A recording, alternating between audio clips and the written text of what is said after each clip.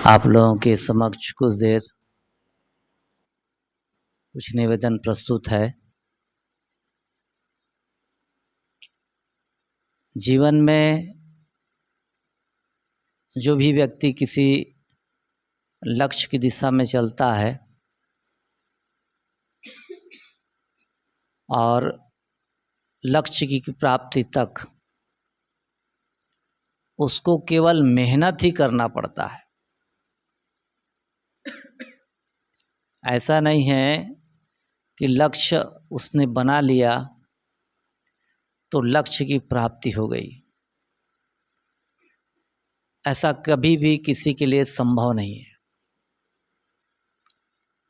तो लक्ष्य हमने निर्धारण किया है जीवन में शांति के लिए।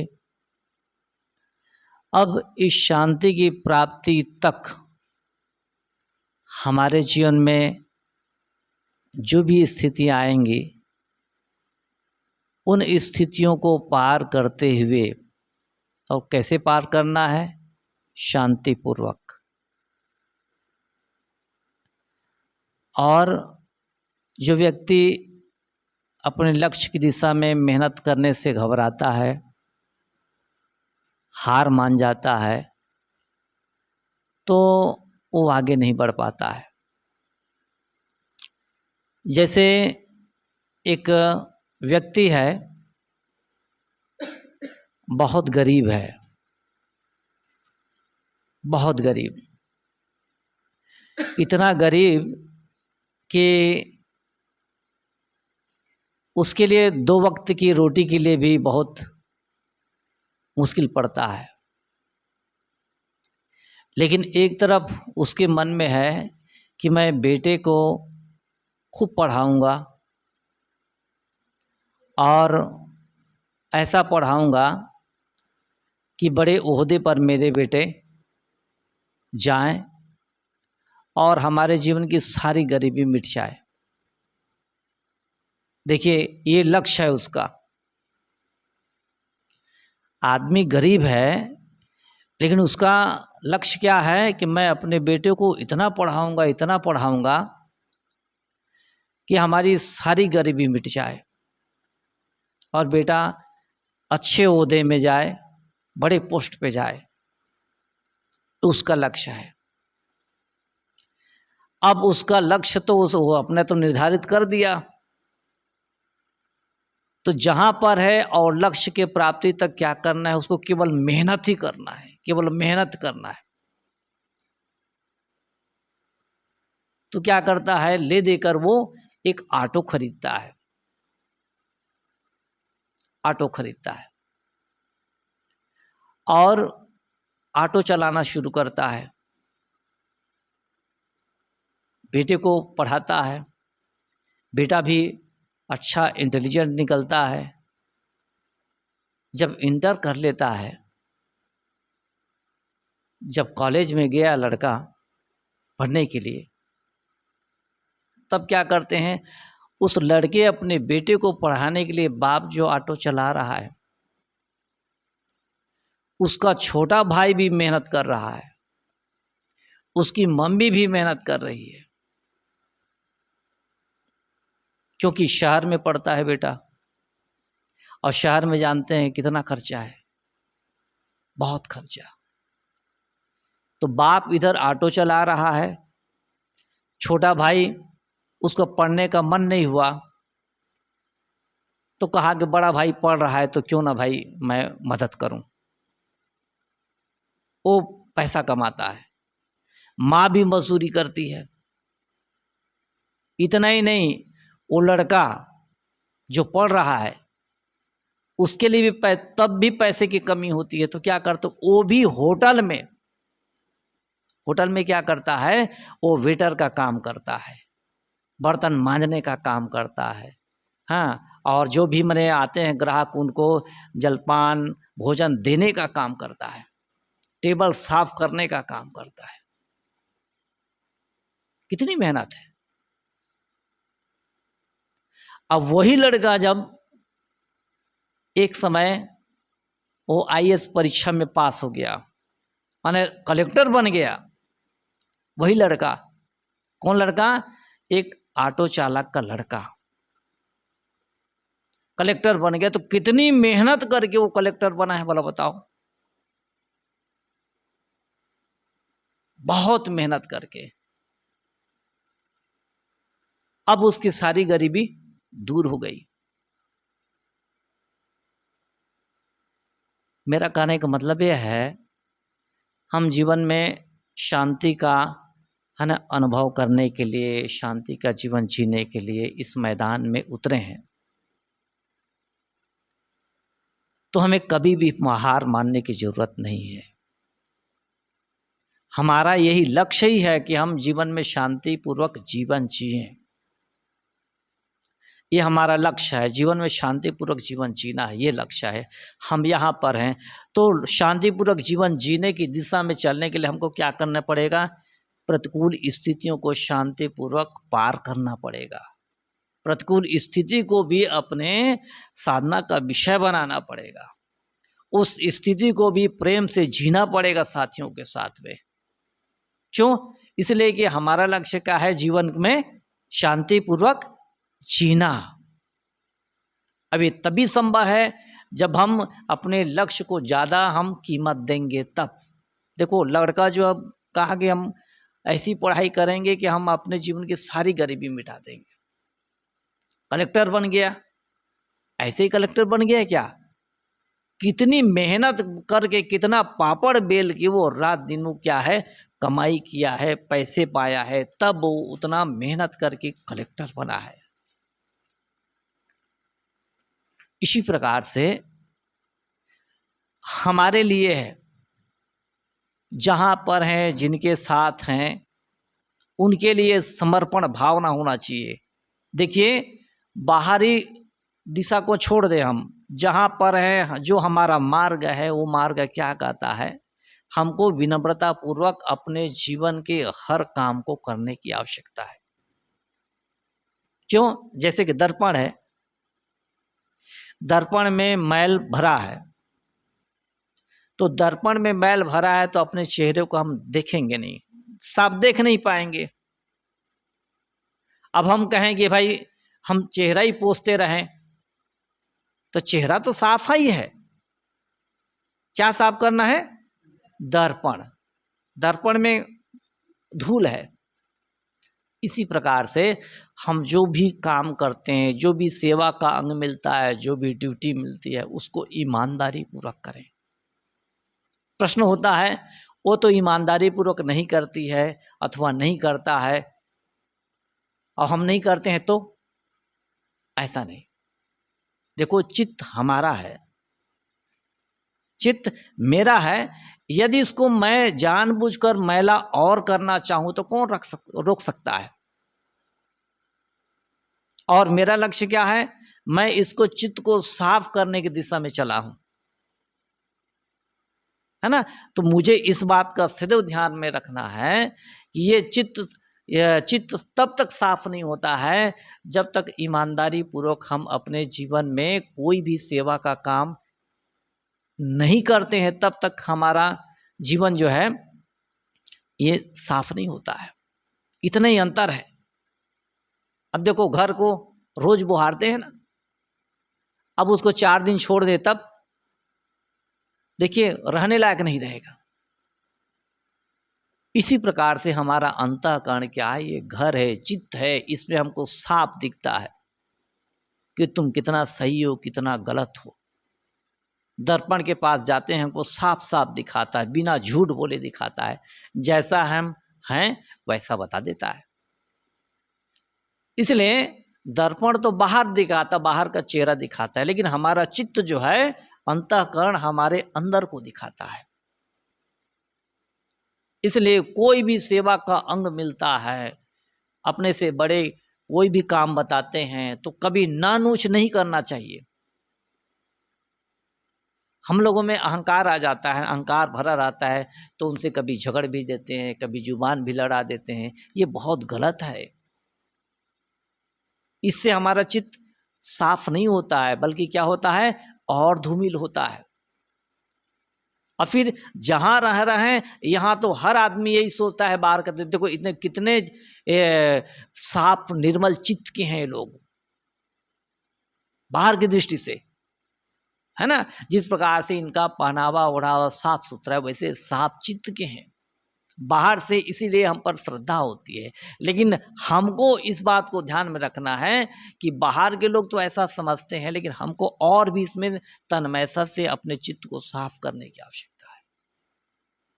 कभी भी किसी से, एक दूसरे से किसी बात को लेकर हमको राग द्वेष बनाने की आवश्यकता नहीं।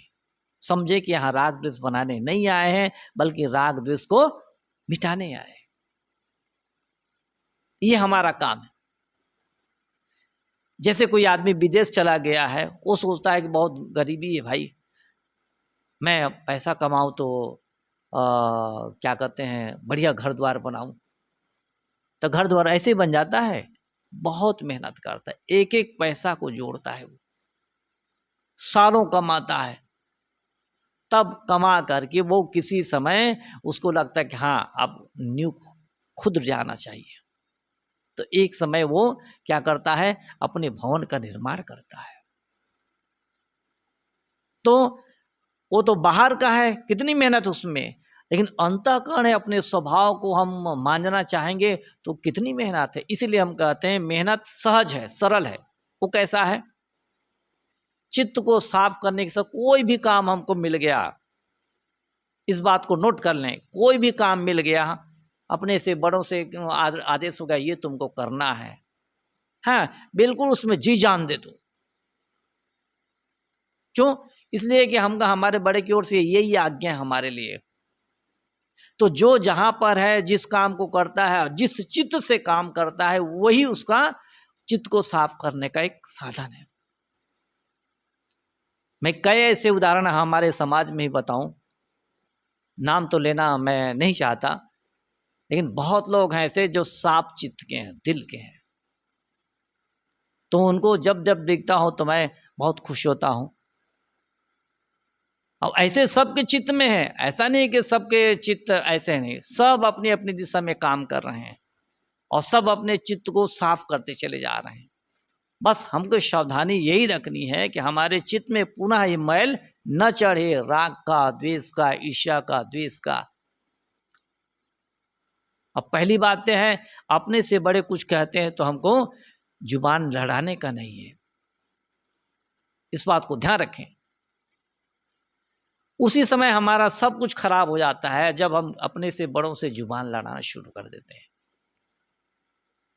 ये गलत है। ये हम अपने आप को कंट्रोल में रखें। हमसे जो बड़े कह रहे हैं और जिनके साथ हम रह रहे हैं, जिनके अंडर में रह रहे हैं, हम उन्हीं से हम सीख रहे हैं और उनके साथ जुबान लड़ाना ये अच्छी बात नहीं है ये, और अच्छे स्वभाव के लक्षण भी नहीं है ये। हम मान लिया किसी जुबान लड़े अपने साथियों से, क्या हमारा चित्त साफ रहेगा? नहीं रहता है। इसलिए हमको वो सारे काम करने हैं जिससे हमारा चित्त साफ रहता है, क्योंकि चित्त की सफाई के बिना कोई भी आदमी शांति का अनुभव नहीं करता है। हमारा और दूसरा काम नहीं है, खा रहे हैं तो उसी प्रकार से खाएं जिससे कि हमारा मन निर्मल हो, जितनी आवश्यकता है उतने लें। बोल रहे हैं तो उसी ढंग से बात करें जिससे कि जिनसे बात करें उनके साथ राग द्वेष ना हो, बल्कि प्रेम बढ़े। और वही कोई काम हम कर रहे हैं तो इसी ढंग से करें, बिगाड़ने का काम ना करें उसको। एक गुरु शिष्य, गुरु जी कहा करते थे किसी कहानी में, अपनी कुटिया में रह रहे थे तो बारिश हो रही थी और साथ साथ में हवा भी चलती थी। तो गुरु जी कहते थे कि चेला अरे जाओ जरा दरवाजा बंद कर दो, घास फूस का दरवाजा जो बनाए रहते हैं बांस वास का, बंद कर दो। तो बंद किया, लेकिन हवा है तो फिर खुल जाता वो ढक से। तो फिर कहते, तो 2-3 बार गया चेला, उसके बाद फिर खुल गया। तो कहा अरे बारिश हो रही है, बोले बंद कर दे, क्यों नहीं कर देते? तो बारिश कैसे हो रही है, जाओ देखो। बोले नहीं नहीं नहीं बोले, देखने की जरूरत नहीं बोले, अभी अभी कुत्ता घुसा है बोले। कुत्ता, उसको छूऊंगा तो पता चल जाएगा, है ना, बाल में पानी का अंश होगा, पता चल जाएगा, बाहर जाने की क्या जरूरत है। अच्छी बात है, कहा हाँ बारिश हो रही है गुरुदेव जी बोले। तो फिर सो गए। अरे कहा दरवाजा फिर खुल गया। कहा गुरुजी मैंने कई बार किया, अब आपकी बारी है।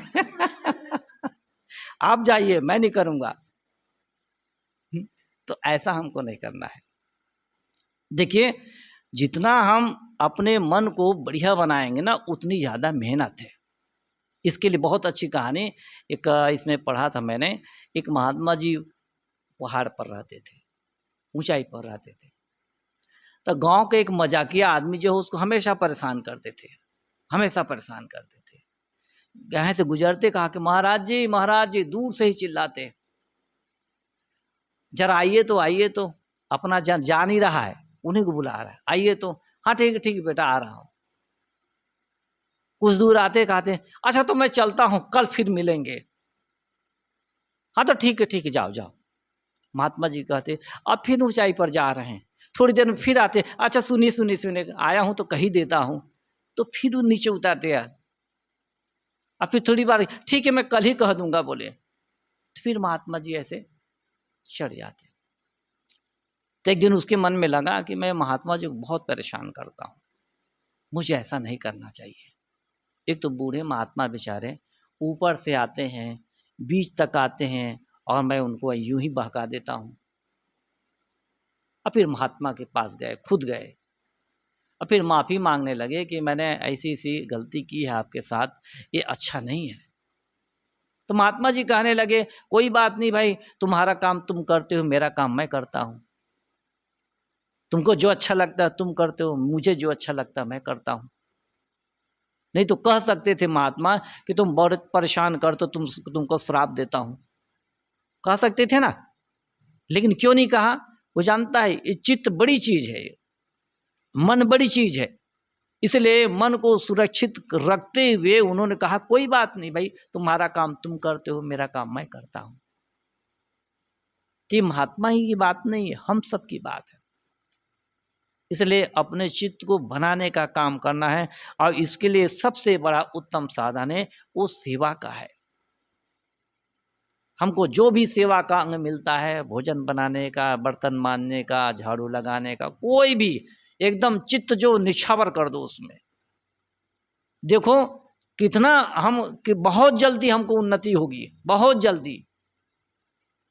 हम इसको समझ नहीं पाते हैं और हमारा अहंकार भी हमको समझने नहीं देता है। अब एक दूसरे लोग भी मिलते हैं, अरे तुम करते रहोगे तो मर ही जाओगे, तुमको कराते रहेंगे।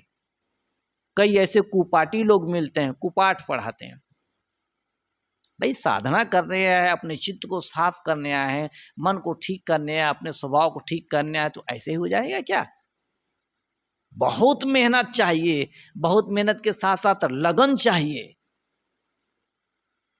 तब थोड़ा सा प्रकाश हमको समझ में आएगा। हाँ कि जो कहते हैं कि सेवा से चित्त शुद्ध होता है, इसको समझने के लिए हमको क्या है, बड़ी मेहनत चाहिए।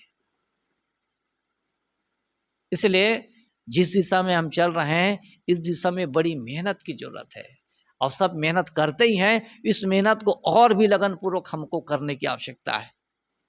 देखेंगे बहुत जल्दी हमारे चित्त में वो परिवर्तन होगा जो हम कभी सोच भी नहीं सकते थे। क्यों? इसलिए कि हमने मेहनत की है। तो मेहनत में बड़ी ताकत है। मैंने कहा देखो ना, गरीबी से उठ करके कहाँ से वो कलेक्टर बन गया।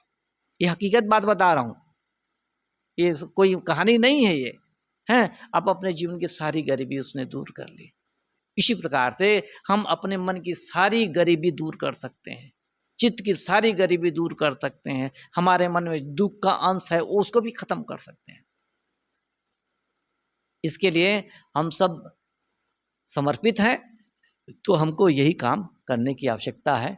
ठीक है, कुछ देर बैठते हैं। ठीक है, साहेब।